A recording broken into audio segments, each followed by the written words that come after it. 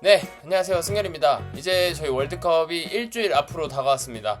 평가전도 이제 두 경기가 마무리가 됐고, 사실 공식적인 저희가 일정을 체크를 했을 때 가장 큰 이슈 중에 하나가 평가전이었거든요. 그 평가전들을 어떻게 치러내느냐, 그리고 어떤 경기력을 가져오느냐, 어떤 결과들을 가져오느냐에 따라서 우리가 월드컵을 기대할 수도 있고, 아, 이번에 조졌다, 월드컵. 이렇게 이야기할 수도 있다라고 말씀을 드렸었는데, 일단 두 경기가 펼쳐졌고, 그거에 대해서는 또 경기별로 한번 잠깐 이야기를 해보도록 하겠습니다. 대한민국과 트리나다드 토바고. 아, 이름이 어려워, 여기. 근데 여기 육상으로 꽤 유명한 나라인 걸로 알고 있거든요. 뭐 어쨌든 그 트리나다드 토바고와의 경기에서 5대 0으로 대승을 거뒀습니다. 사실 오전 경기이기도 하고 지금 평가전 자체도 막 엄청나게 홍보가 된다거나 그런 상황은 아니기 때문에 관심도 자체는 많이 떨어진 경기긴 했거든요. 경기 끝나고 나서 오히려 커뮤니티나 댓글창에서 경기를 했었냐, 우리나라 대표팀 경기가 있었냐 이렇게 이야기를 할 정도였는데, 사실 성적이 좋다 보니까 전체적인 관심도도 좀 높아진 것 같고, 가장 큰 포인트는 일단 이격 선수의 선발이었던 것 같아요.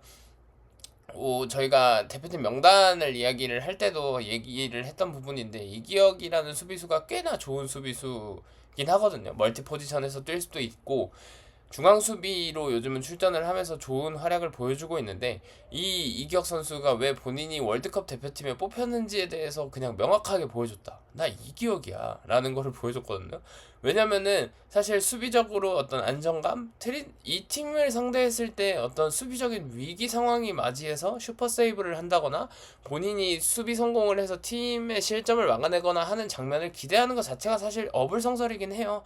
이 선수가 수비진이 돋보이기 힘든 경기에서 수비수가 돋보였다는 거는 기본적인 베이스 이외에도 또 다른 어떤 포인트가 있었다고 생각을 하거든요. 그게 뭐였냐면, 왼쪽 그 수비 지역에서 오른쪽 공격 라인, 그러니까 지금 선발 라인업으로 따지면 배준호 선수 자리가 맞긴 한데, 이동경 선수랑 배준호 선수랑 그래도 꽤 스위치를 많이 하는 장면을 보여줬기 때문에 어떤 특정 선수라기보다는, 아니면 혹은 김문환까지 이어지는 모습이 보이면서 롱킥으로 그냥 한 번에 왼쪽으로 수비수들을 끌어당긴 다음에 롱킥으로 한 번에 넘겨주는 모습을 보였거든요. 그러면서 찬스가 좀 몰렸고, 킥 자체가 워낙 낮고 빠른데 정확하게까지 하다 보니까 이게 상대방 수비수들이 우리 팀의 공격을, 그렇게 다이렉트로 넘어오는 공격을 막아내는 데 있어서 좀 어려움을 많이 겪었다라고 생각을 합니다. 이게 또 좋은 패턴이 될 수도 있겠다라는 생각이 들 정도로 꽤나 좋은 패스, 그리고 꽤 높은 성공률을 보여주면서, 사실 전반 초반에는 카스트로프 선수와의 어떤 이 호흡과 더불어서 이기혁 선수의 있던 롱킥들, 이 주로 눈에 띄었던 경기였던 것 같고, 카스트로프 선수가 사실 최근에 분데스리가에서 본인 팀, 그러니까 분데스리가에서 수비형 미드필더가 아닌 그 윙백으로 출전을 하기 시작하면서 지금 대표팀에서도 처음으로 윙백 포지션에서 출전을 했거든요. 근데 속도가 워낙 좋은 선수다 보니까, 순간 속도가 워낙 좋은 선수다 보니까 꽤나 활발함이 많이 눈에 보이긴 하더라고요. 그리고 판단을 하는 데 있어서 어떤 주저함 없이 일단 본인이 먼저 판단한 거에 대해서는 행동으로 옮기는 모습을 좀 보여주면서, 왜 그 있잖아요. 이렇게 축구 볼 때 보면은 아, 이거 올렸어야지 라고 말하는 포인트가 카스트로프한테는 좀 적었던 것 같아요. 그런데다가 이격 선수도 공격할 때는 사실 대표팀 자체가 이격 선수가 쭉 공격 진영까지 올라와 주면서 숫자를 더 많이 두고 앞선 공격수들이 더 한 칸 위에서 볼을 받을 수 있는 상황을 만들어줬기 때문에, 뭐 PK 첫 번째 득점 상황에서 김문환 선수의 크로스, 그리고 손흥민 선수의 득점, 요 상황이 사실 이기혁 선수의 장점이 좀 잘 발휘가 됐던 골이었던 것 같고, PK가 들어가는 시점들은 사실 상대팀의 어떤 퀄리티의 문제라고 생각하긴 하거든요. 안 해도 되는 파울에 대해서 파울을 하면서 PK를 내주는 모습이었기 때문에 그거는 뭐 크게 의미를 둘 필요는 없는 것 같고, 그러나 그 이동경 선수의 그 아웃프론트 미쳤음. 그거 왜 이렇게, 야, 이거 우리가 알던 이동경이 딱 그런 모습이긴 하거든요. 그런데 조규성이 넣을 거를 그냥 딱 기회가 왔을 때 확실하게 넣어주면서 본인들이 지금 폼이 어느 정도인지를 좀 명확하게 보여주고 있는 것 같고, 이동경 선수가 이제 혹여나 어떤 이강인 선수의 자리에 공백이 생겼을 때 본인이 이제 대체자가 될 수 있음을 사실 좀 명확하게 보여줬던 평가전이었다고 생각하긴 하거든요. 그러니까 플레이메이킹도 하고 슈팅도 좀 때려주고 뭐 그런 형태의 공격을 좀 이끌어 나가는 포지션에서 이동경 선수가 좋은 활약을 좀 보여줬던 것 같습니다. 그리고 조효민 선수는 안타깝게도 사실 어떤 충돌 상황에서 본인이 쓰러진 게 아니라 스스로 주저앉으면서 결국에는 교체로 아웃이 됐고, 표정이 진짜 많이 안 좋긴 했어요. 거의 눈물에 가까운, 눈물을 보이는 듯한 느낌을 많이 보여주면서 퇴장을 했는데, 결국에는 족적은 파열이라는 부상으로 인해서 대표팀에서 하차를 하게 됐습니다. 그러면서 이제 한 8주 정도 진단을 받았다고 하니까 그 부분에 대해서는 사실 좀 안타까움을 느끼고 있긴 합니다. 조혜민 선수도 월드컵에 오는 데 있어서 그래도 꽤나 큰 일조를 했던 선수인데 본선 무대를 부상으로 인해서 밟지 못하는 거에 대해서는 사실 좀 안타깝긴 합니다. 그러면서 훈련 파트너로 갔던 조희재 선수가 대표팀에 대체 발탁이 되면서 이제 레귤러 멤버로 합류를 하게 되었고, 조희재 선수도 좋은 선수니까 좋은 활약 좀 보여줬으면 좋겠습니다. 그 후반전에 이제 교체들이 이제 우르르 들어오면서 뭐 철영우, 김민재, 황인범, 황희찬, 조규성, 엄지성, 박진섭, 이재성 이런 식으로 나오면서 완전히 물갈이가 되는 모습을 보여줬습니다. 이게 아무래도 그 본선 대회 직전에 있는 평가전이다 보니까 선수들 체력 안배도 하고 모든 선수들이 뛸 수 있게 조금 기회를 만들어주는 모습이긴 했거든요. 근데 후반전에 황인범, 이재성이 들어오면서 사실 경기의 어떤 포인트가 좀 달라지긴 했어요.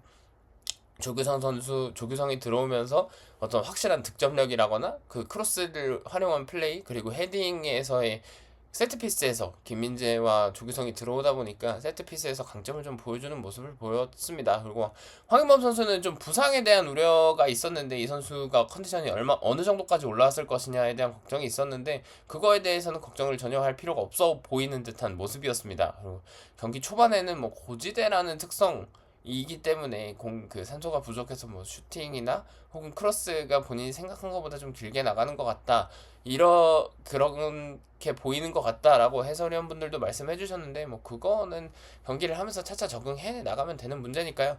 뭐 크게 걱정할 필요는 없을 것 같고, 사실 이번 경기에서 가장 큰 소득이라면 우리나라 주득점원들의 득점이 좀 이루어졌다는 측면인 것 같습니다. 손흥민 선수, 조규성 선수, 황희찬 선수, 이 선수들이 결국에는, 더군다나 손흥민 선수는 대표팀에 합류하는 시점에서 작년 시즌과 다르게 올 시즌에는 득점이 없이 지금 도움만 계속해서 도움으로 공격 포인트를 만드는 형태, 그러나 우리나라 대표팀에서는 득점을 해줘야 되는 선수이기 때문에 이 득점력에 대해서 어떻게 할 거냐, 이거 큰일 난 거 아니냐라고 이야기를 해주셨는데, 뭐 PK 골도 있었지만 그거와 상관없이 필드 골도 하나 넣어주면서 득점을 2득점이나 하는데 성공을 했고, 조규성 선수도 2득점을 했고, 들어가자마자 거의 바로 득점을 했거든요. 그러니까 이 어떤 득점 기회가 왔을 때 본인이 잡는 모습을 좀 확실하게 보여주다 보면은 이 공격수로서도 본인의 어떤 자신감이 생기고, 이게 가장 큰 소득이라고 생각합니다. 이 득점을 하지 못하고 계속 아쉬운 찬스를 날려먹는 형태로 만약에 경기가 끝났다고 하면은 다음 경기, 다음 평가전에서는 더 잘해야지, 무조건 넣어야지 하면서 이 사이클이 올라가려다가도 내려갈 수도 있거든요. 하지만 이제 득점 기회가 왔을 때 득점을 좀 확실하게 해주면서 공격수들의 자신감을 찾게 해준 거에 대해서는 아주 좋은 느낌이지 않나 싶습니다. 뭐 이게 약팀을 상대로 해서 5대0 그거 왜 좋아하냐라고 이야기하시는 분들도 많을 텐데, 이 팀들을 상대로도 사실 결과들을 못 보여주었던 게 우리나라 대표팀이기도 했습니다. 한편으로 생각하면 이게 잘하면 잘했다고 사실 이야기를 해줄 필요는 분명히 있다고 생각해요. 못하면 못했다고 이야기를 하는 것처럼 잘한 경기에 대해서는 잘 나왔다고 이야기를 해줘도 되지 않을까 싶습니다.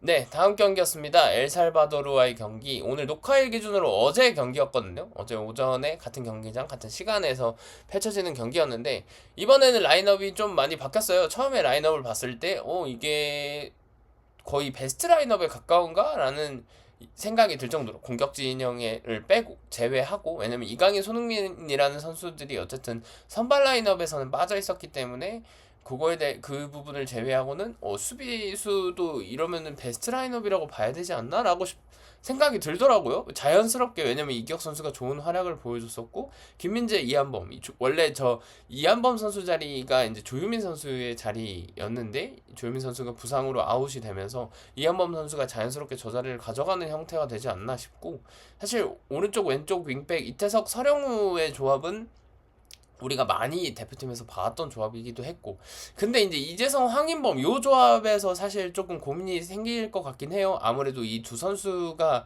완전 수비지향적인 선수라기보다는 그래도 조금 공격성이 조금 더 높은 형태의 조합이기 때문에, 우리나라 안 그래도 대표팀 명단 이야기를 할 때 6번을 확실하게 해줄 수 있는 선수가 좀 없어 보인다, 부족해 보인다라는 이야기를 했는데, 이렇게 되면 조금 더 공격적인 라인업으로 보이지 않았나 싶었습니다. 근데 중원에서 패스미스들이 경기 초반에 계속 되다 보니까 경기에서의 안정감이 좀 떨어지는 느낌이 있더라고요. 그래서 그렇게 되다 보니까 될 공격도 안 되고 속도도 올라가지 못하고 답답했던 흐름을 이동경 선수가 프리킥으로 득점을 하면서 일단 득점에는 성공을 했고, 이태석 선수 쪽에서 결국에는 속도에 대한 문제가 좀 있었던 것 같긴 해요. 공격을 좀 올라가서 공격이 바로바로 이제 빠른 형태의 패스들로 진행이 돼야 되는데 주저주저 하는 모습이라거나 타이밍을 살짝 놓치면서 공격 속도의 템포를 조금 잡아먹는 듯한 느낌이 없지 않아 있긴 있었거든요. 근데 그 부분에 대해서는 뭐 훈련을 통해서나 선수들이랑 좀 이야기를 좀 맞춰봐야 될 것 같아요. 경기 끝나고 이강인이 화를 엄청 내더라고. 가가지고 원래 이강인 선수는 경기 끝나고도 피드백을 엄청나게 많이 하는 편이잖아요. 그러니까 가가지고 막 이태석한테 가서 막 이거 해야 돼, 이렇게 움직여야 된다, 저렇게 움직여야 된다 이야기를 할 정도로 아무래도 조금 아쉬운 부분이 있긴 있었습니다. 그러나 저 선수 이제 왼발잡이라는 어떤 특수성이 있기 때문에 그 부분을 사실 무시할 수가 없긴 없거든요. 이렇게 카스트로프가 좋은 활약을 보여주고 좋은 속도를 보여준다 하더라도 그 왼쪽에서의 어떤 왼발잡이만의 특성? 그 부분은 사실 이태석 선수가 좀 잘 살려줬으면 좋겠습니다. 특히 수비 지역에서 왼쪽에서 왼발잡이들이 보여줄 수 있는 어떤 그 부드러움이라는 게 있거든요. 역동작에 걸리지 않는 모습들. 그 부분에 대해서는 조금 더 좋은 모습을 보여줬으면 좋겠습니다. 근데 아무래도 이번 경기에서 가장 큰 포인트는 중원 조합이었던 것 같아요. 이재성 선수가 지금 분데스리가 본인 소속팀에서 중앙 미드필더, 그러니까 중앙지향적인 플레이들을 보여주고 있는 건 맞는데, 아무래도 저 선수가 오른쪽 공격수로서 사실 더 좋은 모습을 많이 보여주기도 했었기 때문에 저 자리에 대해서는 좀 고민이 있을 것 같긴 합니다. 이게 백승호, 황인범 요 조합이 라인업에서 제 생각엔 베스트가 되지 않을까 싶긴 싶거든요. 이게 선수들의 어떤 특성이라거나 앞선의 공격수들이 워낙 그 무게중심 자체가 좀 앞쪽으로 쏠려 있는 형태의 공격수들이기 때문에 손흥민, 이강인, 조규성 혹은 오현규 이렇게 선발로 나오게 된다 그러면 워낙 앞쪽으로 무게중심이 쏠려 있는 형태의 선수들이기 때문에 그래도 중원에서 좀 수비적으로 좀 단단함을 만들어줄 수 있는 선수들이 필요해 보이긴 하거든요. 그 부분에 대해서는 감독님이나 코치님들도 조금 고민이 생기지 않을까 싶습니다. 그리고 후반전에 선수들이 또 한 번 우르르 교체가 되면서 저번 경기 결장했던 양현준, 오현규 선수까지 출전을 했고, 그러면서 우리나라 월드컵 명단에 있는 선수들은 두 경기를 통해서 모두 출전 시간을 가지게 됐습니다. 그것 또한 컨디션 관리 차원에서는 아주 좋은 선택이었다고 보여지고, 확실히 이강인 들어오니까 좀 다르긴 다르더라고. 이동경이 잘한다 해서 이 선수 진짜 잘하긴 잘했거든요. 못해준 게 없어. 패스면 패스, 드리블이면 드리블, 슈팅이면 슈팅, 심지어 득점도 했잖아. 그래서 못한 게 전혀 없는데 이강인이 딱 들어왔을 때 흐름을 살리면서 반대 전환을 해주는 거라던가, 반대 전환을 하는 패스라던가 그런 거에 대한 퀄리티가 진짜 확실히 다르긴 다르더라고요. 그러니까 챔스 결승을 우승한 사람은 뭐가 다르긴 달라도 다른가 봐. 예.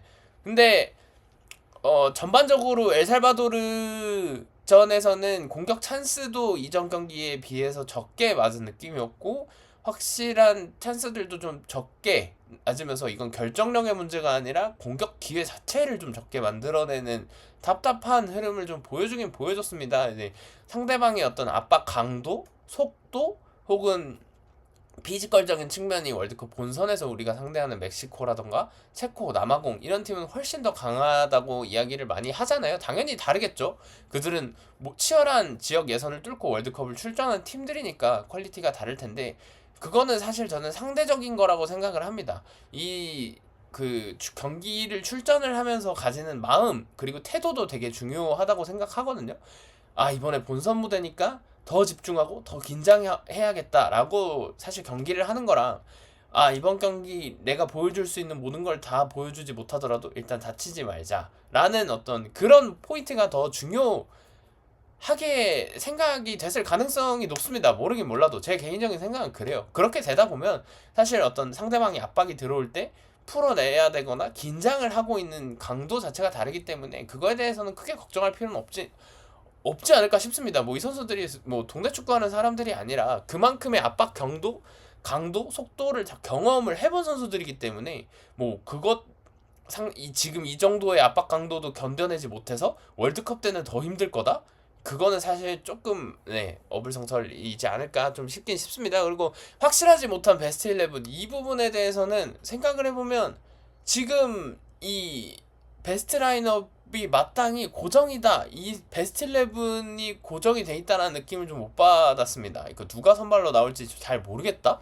전방에서 오영규나 조규성이 나올 수도 있고, 사실 손흥민, 이강인, 김민재, 황인범 요 정도, 서령우 요 5자리 정도 빼고는 누가 나올지 잘 모르겠습니다. 그러면서 그 양쪽 수비수들, 센터백들의 주인은 누가 될 것인가도 좀 볼만한 포인트인 것 같아요. 아무래도 지금까지는 김태현 선수가 좀 많이 자리를 차지하는 모습을 보여줬는데, 이격 선수가 2경기에서 진짜 월등한 모습을 사실 좀 보여주면서 경쟁이 좀 심화되는 모습이 있었고, 왼쪽 저 이태석 선수의 자리도 카스트로프와의 어떤 경쟁이 더 심화되는 느낌이 없지 않아 있긴 있었습니다. 근데 이재성이라는 자원이 되게 애매해지는 것 같은 느낌을 사실 꽤 오래전부터 받았는데, 이 선수가 좋은 능력, 좋은 활약을 보여줄 수는 있는데 이 어떤 대표팀이 이재성 선수를 활용하기 위한 포메이션을 지금 당장은 쓰고 있지 않다 보니까 롤이 좀 애매해지고 있다? 그러나 또 이 선수가 들어왔을 때 보여주는 건 또 확실하기 때문에 경기마다 대처를 하고 준비를 하면서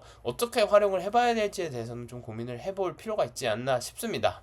네, 이제 솔트레이크 시티에서의 소집 훈련은 2경기 평가전을 끝으로 마무리가 되었습니다. 2경기를 펼치고 나서 오늘 6월 5일이죠. 오늘 날짜 기준으로 아마 과달라하라 결전지로 입성을 하는 걸로 저는 알고 있습니다. 그렇게 해서 감독님이 인터뷰에서 이야기를 하셨던 것도 과달라하라로 입성을 해서 사실 훈련을 명확하게 하기가 좀 힘들긴 하다라고 이야기를 하시더라고요.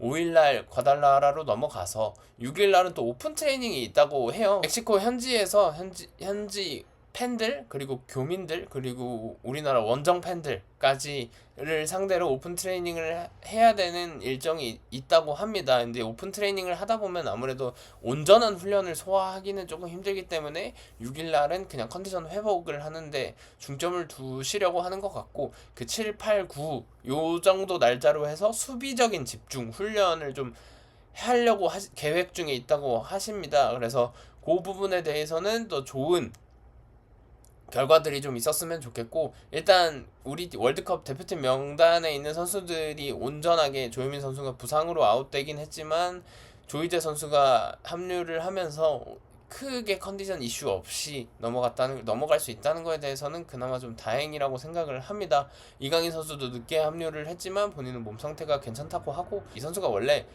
내가 잘하면 된다, 나만 잘하면 된다, 핑계대지 않겠다, 이런 식으로 좋은 인터뷰를 많이 하는 선수이기 때문에 좀 기대를 해보도록 하겠습니다. 그래서 앞으로 남은 일주일 동안이 진짜 굉장히 해졌거든요. 그래서 컨디션 회복 잘 해가지고 좋은 모습 보여줬습니다.